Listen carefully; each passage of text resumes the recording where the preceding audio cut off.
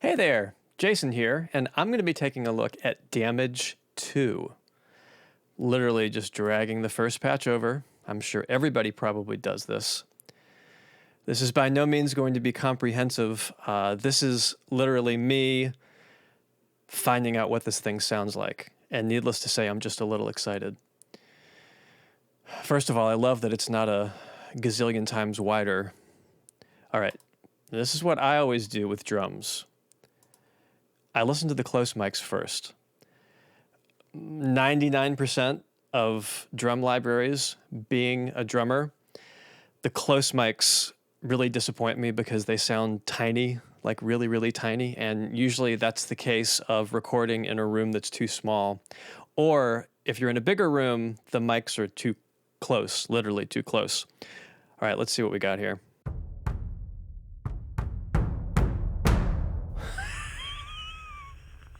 Okay, so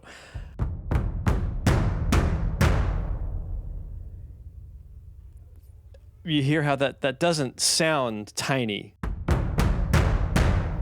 Let's pick a different drum. They're probably chromatic.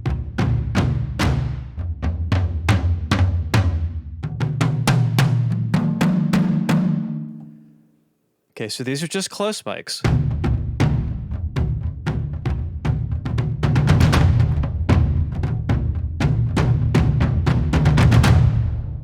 You're going to have to witness a lot of like head nobbing and kind of bobbing up and down and like probably making some funny faces. I'll just apologize because that's an amazing sound. It looks like we've got three octaves.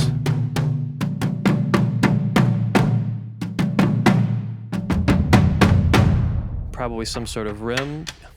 Oh.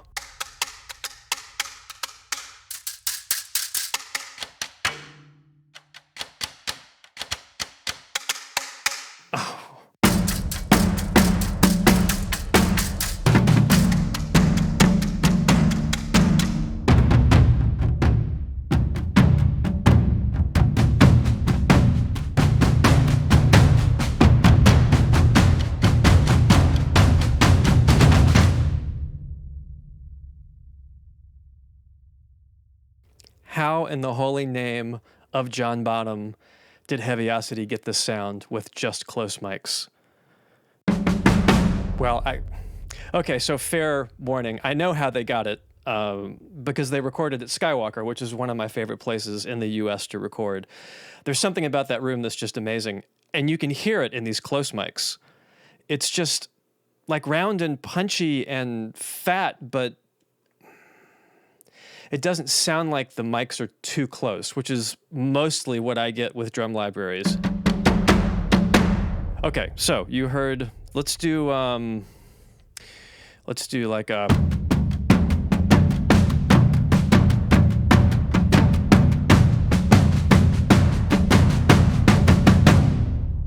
All right, I'm gonna turn on the room mics now.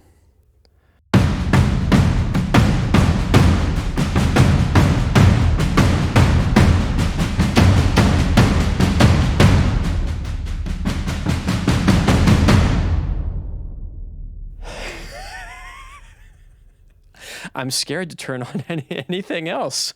All right, I'll try to do the same thing.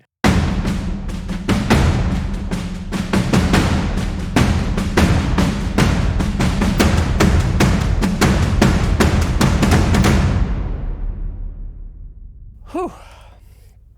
I'm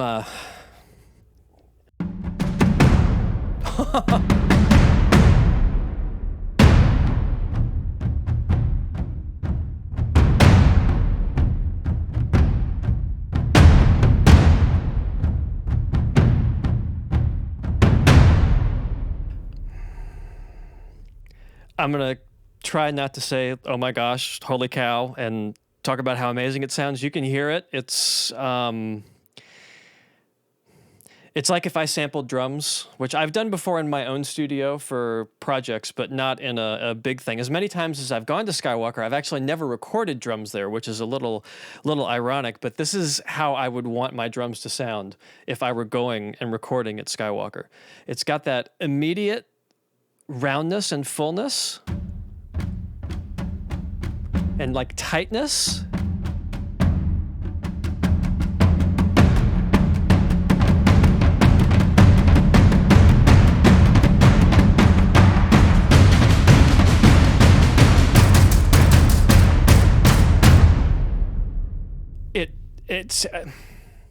It sounds like score. It sounds like it's finished, like finished soundtrack, done. I could probably spend forever just on this one setting, but let's look at something else. Let's skip around somewhere and go to Found Sounds, maybe. Sure. Dumpsters. It looks like we're staying within 3 octaves. Okay. I'm just going to pull this back. Now, with metal, it's not quite the same as drums. This should be pretty wimpy sounding.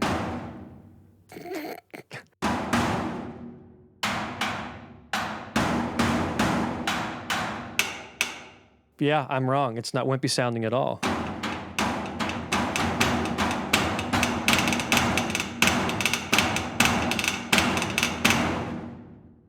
Oh, what happens if you turn everything else on?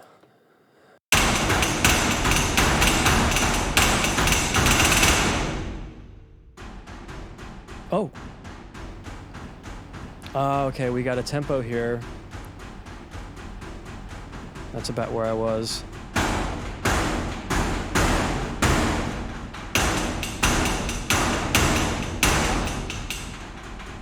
Yeah, they're in octaves. Oh, now, what would be cool...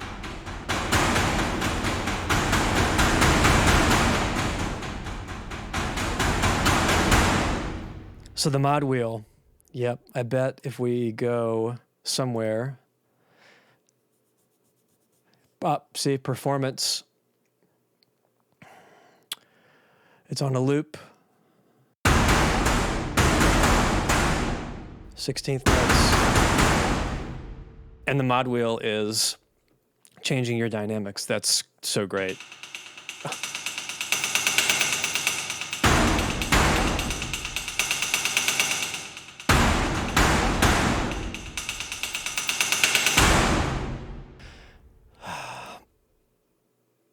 Not disappointing whatsoever. That's some of the best.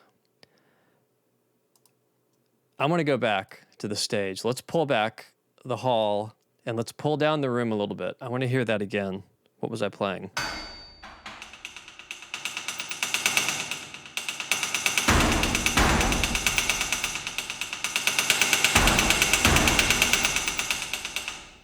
That's so great. It's so... Ah! So that's what I'm talking about. These are real microphones because Skywalker, it's huge. So they've got close mics, room mics, and then hall mics. The hall may or may not be a Bricasti reverb. I'm not exactly sure, but it sounds incredible. So having these different perspectives actually recorded in the big room, it makes all the difference. You can have that upfront dry punchy sound, and it's not thin and plasticky. It's still got a lot of to it. Ethnic.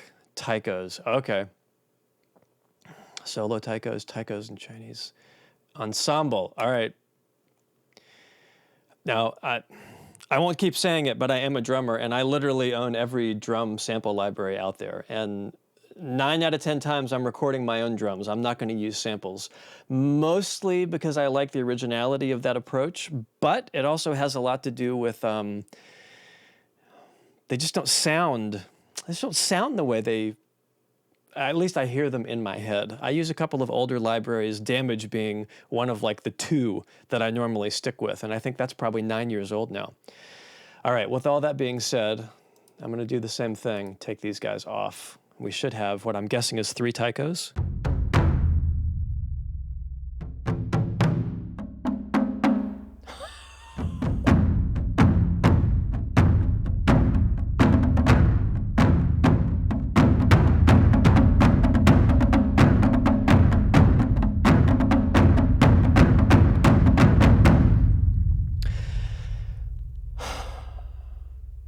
Yeah.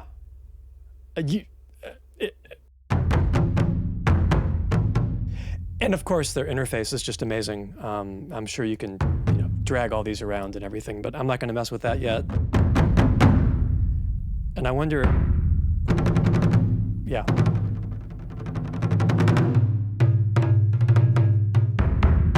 Two different drums.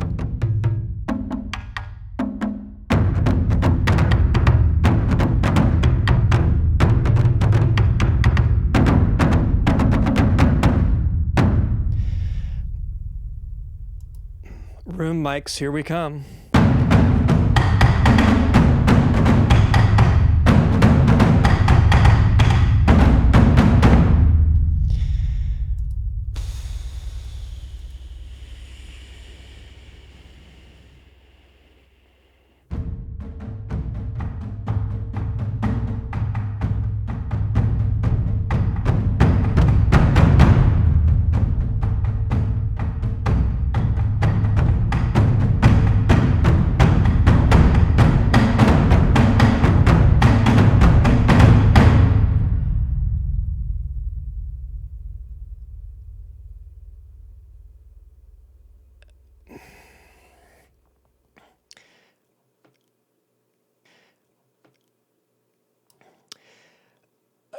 Now, I know these guys. I'm friends with these guys. They're amazing. I've worked on releases with these guys. But, wow. Yeah. That's really, really, really, really great. Gongs. Okay.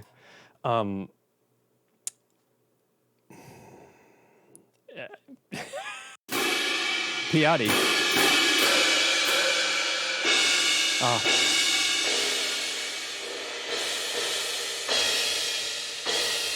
Ensemble crashes. So you hear how like warm they are? They're not peaky, and there's not a lot of like 2 to 5K sticking out.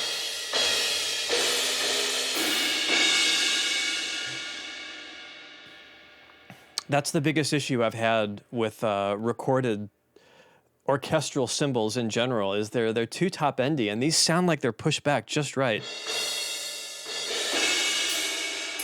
Ooh. You can hear the round robin.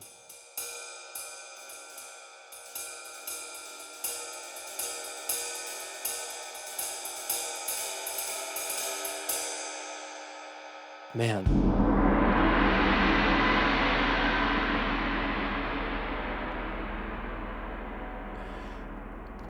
That is a large gong.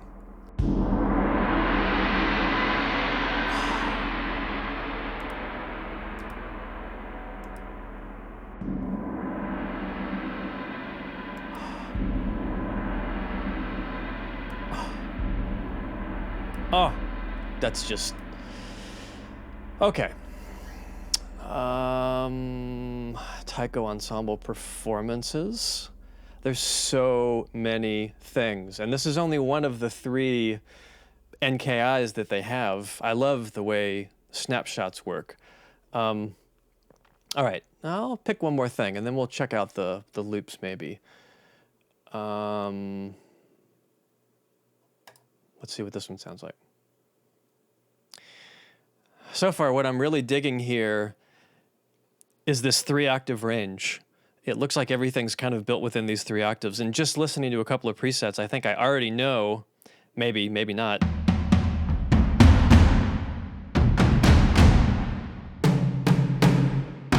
Oh, it's just like...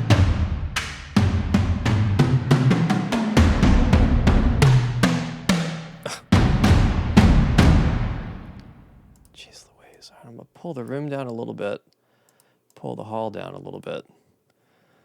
So...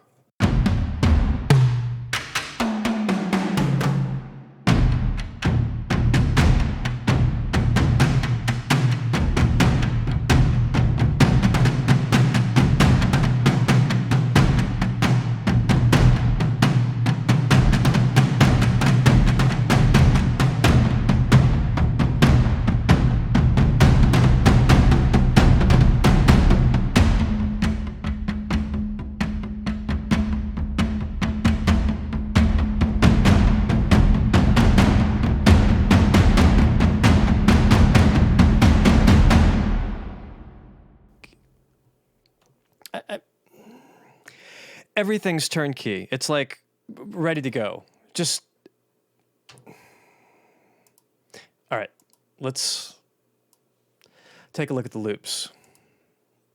It's like, go figure. It sounds like you have drummers on a scoring stage playing your stuff for you, because that's exactly what it is. It's just the, biggest drum ensemble that, I mean, I don't know a lot about film scoring and the specifics of drums that they use and the ensembles, and I know a lot of times it's recorded separately, but this was 5 or 6 dudes playing like multiple drums at the same time. Maybe that's the way someone like Hans Zimmer produces his big drums, but yeah, this is like epically huge. Okay, loops. I see colors. This is probably, yeah, I can see it's triggering, so the individual hits are here.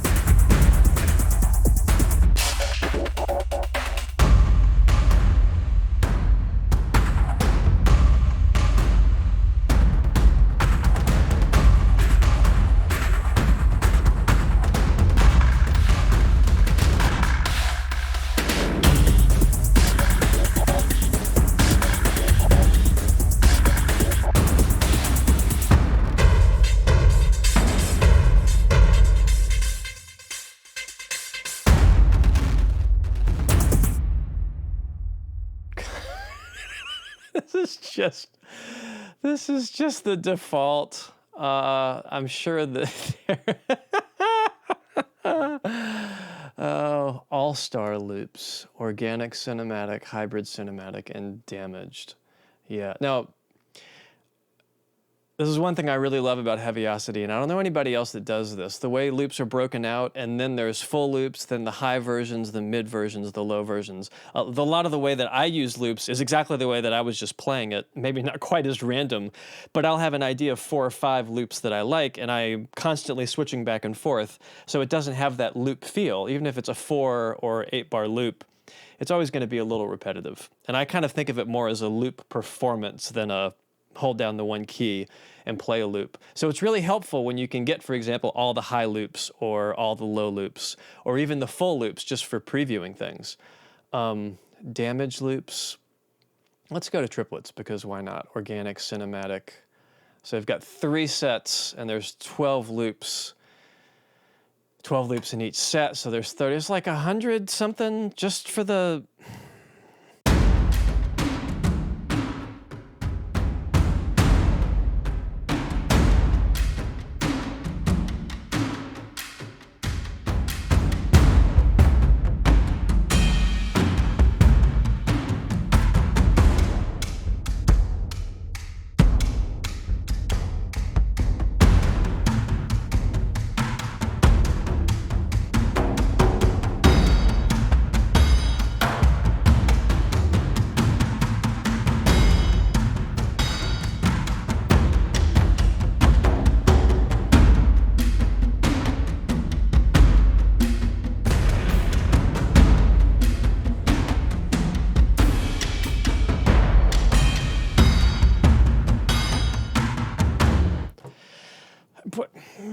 What are you going to do? And you, of course, you can do all kinds of... I wonder if they still have...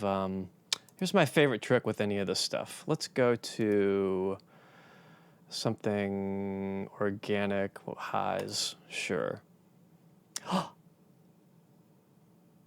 Did you just catch that?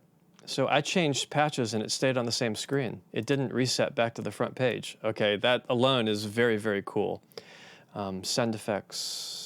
Master Effects. I'm looking for, filter. High pass. So pretty much all of my loops and things, I've got the filter assigned. So now I've got control over this filter and anything that I want to have. Oh, the Q on that's really high. There we go.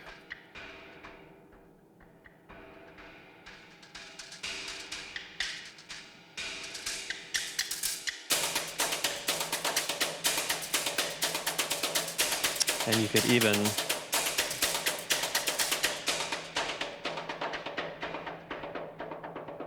use the sustain pedal, ride the filter, especially when you have multi kind of tonal sources, lows and highs. That really helps a lot. The loops, I mean, how could you not expect them to be amazing?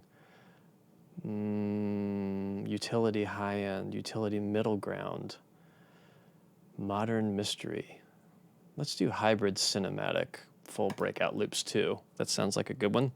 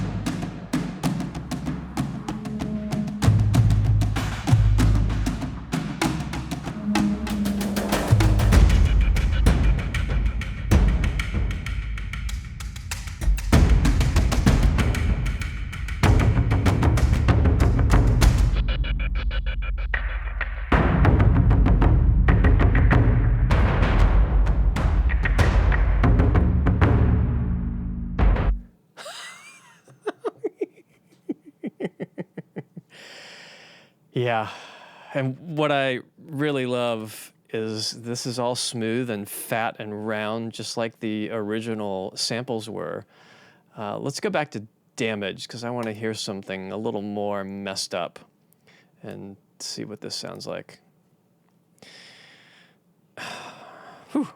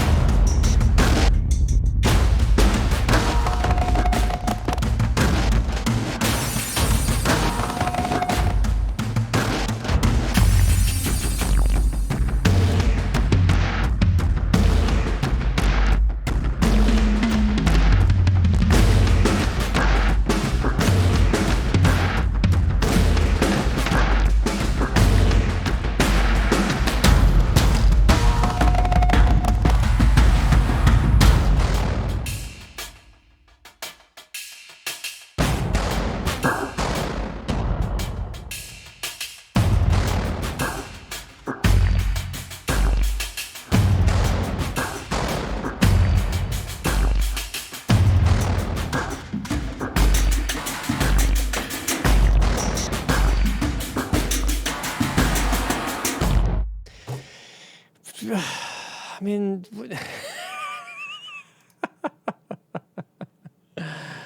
yeah, just buy it. Just buy it. Just buy it. It does everything.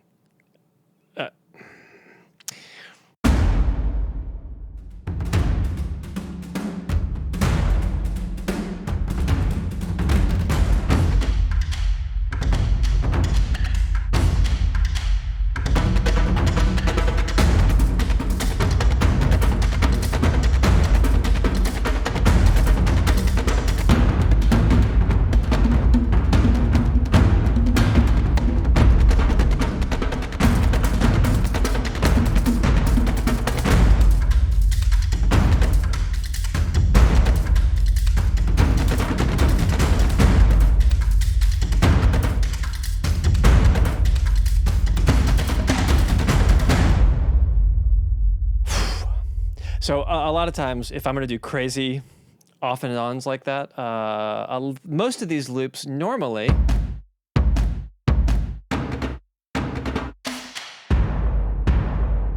So some of them, I think they're independent envelopes. But I've found that it's really helpful to have a delay. Hey, look, a delay set to either, so something like that. So if you wanted to do like a,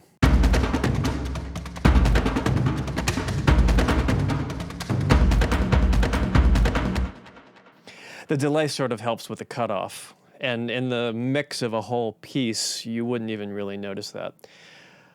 Wow, what else? I want to find, they have a kit designer as well, which honestly, I'm not even going to get into. That's probably a whole other world, and I use those all the time from the first Damage, especially the last couple of years I've been doing TV, and it's needed to really cut just a kick and a snare, and it sounds amazing. But what I really want to find, and I'm sure it's in here somewhere, are just the hits. See, look, hybrid hits. All right, this is the kind of thing. Damage hit, like 36, hybrid sub and jump here. All right, Damage hits. Yeah.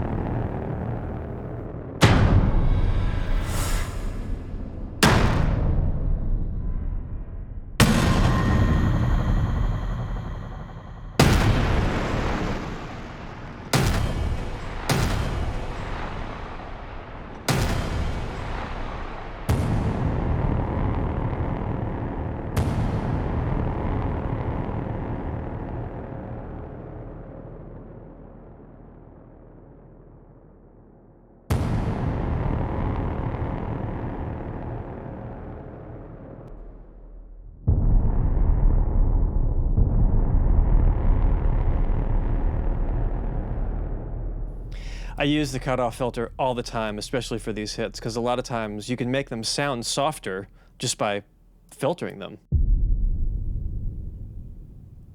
And then the reverb's kind of making up for the lack of the top end.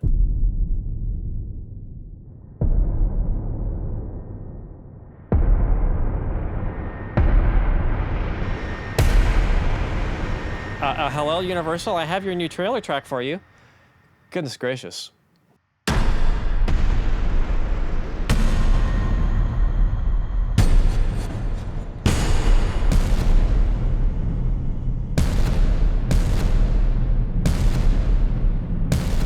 Yeah. Huh.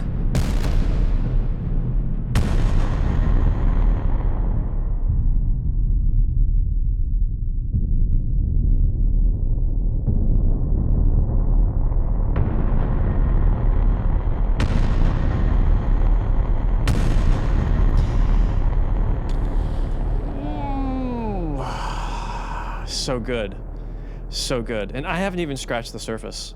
I saw one other thing that I wanted, it was called transitions. Like whooshes, long reverses and whooshes. Let's just hear what these sound like. It's the sort of thing that I could use like all the time.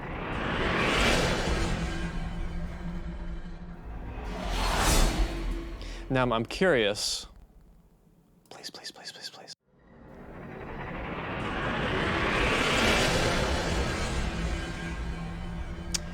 Tempo synced, 4-beat transitions is my guess here. See, 4 beats. Oh, pardon the zippering while I change the tempo. No.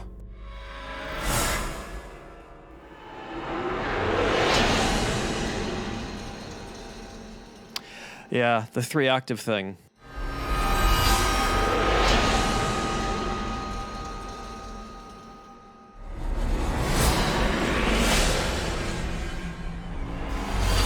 Oh, I see. We've got 4-beat, 2-beat, and 1-beat. So these are immediate.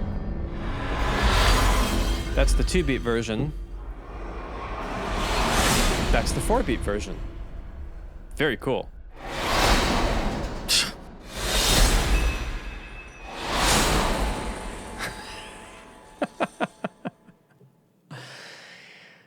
Okay, if you're doing any sort of music ever for the universe, you just need to have this because it's got you covered.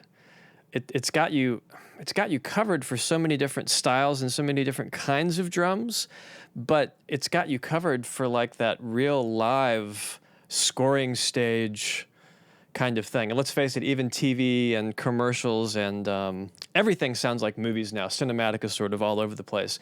All the movies are ending up sounding a lot like all the trailers, like super big. Everything just keeps getting bigger and bigger and bigger.